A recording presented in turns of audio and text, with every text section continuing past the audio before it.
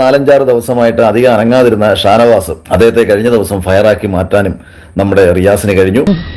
ഒരു കയ്യബദ്ധം നാറ്റുകരുത്.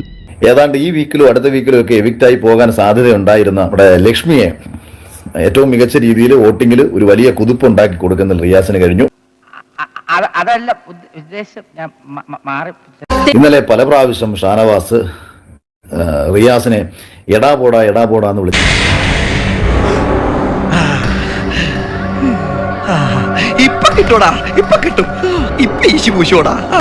സത്യം പറഞ്ഞാൽ ഷാനവാസെ താങ്കൾ കാണിച്ചത് വളരെ മോശമാണ്. വളരെ മോശമായിപ്പോയി. എടാ പോടാ എന്നൊക്കെ വിളിച്ച് സംസാരിക്കേണ്ടത് ആണുങ്ങളെയാണ്. എന്താ ഉറക്കം വരുന്നു. അവമാനിക്കരുത്. ഞാൻ നല്ലൊരു കുടുംബത്തിൽ പറഞ്ഞവനാണ്. നീ നല്ല കുടുംബത്തിൽ പറഞ്ഞു, ഞാൻ പിന്നെ മറ്റേ കുടുംബത്തിൽ പറഞ്ഞാണല്ലോ. ആണുങ്ങളെയുടെ മുഖത്ത് നോക്കി വിളിക്കേണ്ട വിളി റിയാസിനെ നോക്കി വിളിച്ചു കഴിഞ്ഞാൽ സ്വാഭാവികമായിട്ടും അത് അയാൾക്ക് മാനസിക വിഷമം ഉണ്ടാവും. സാമാന്യ മര്യാദയില്ലാത്ത റിയാസ് രാവിലെ ഉറക്കം എണീച്ചു വന്ന ഷാനവാസിനെ കൊണ്ട് തന്റെ ബെഡ്ഷീറ്റ് വിരിച്ചിടിപ്പിക്കണമെന്ന് നിർബന്ധിക്കുക.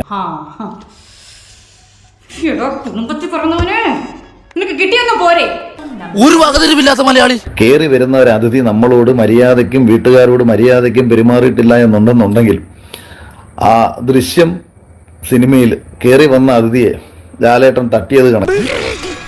തട്ടണമെന്നൊന്നും ഞാൻ പറയത്തില്ല, പക്ഷെ അടിയെങ്കിലും കൊടുത്ത ആൾക്കാർ പറഞ്ഞു വിടും.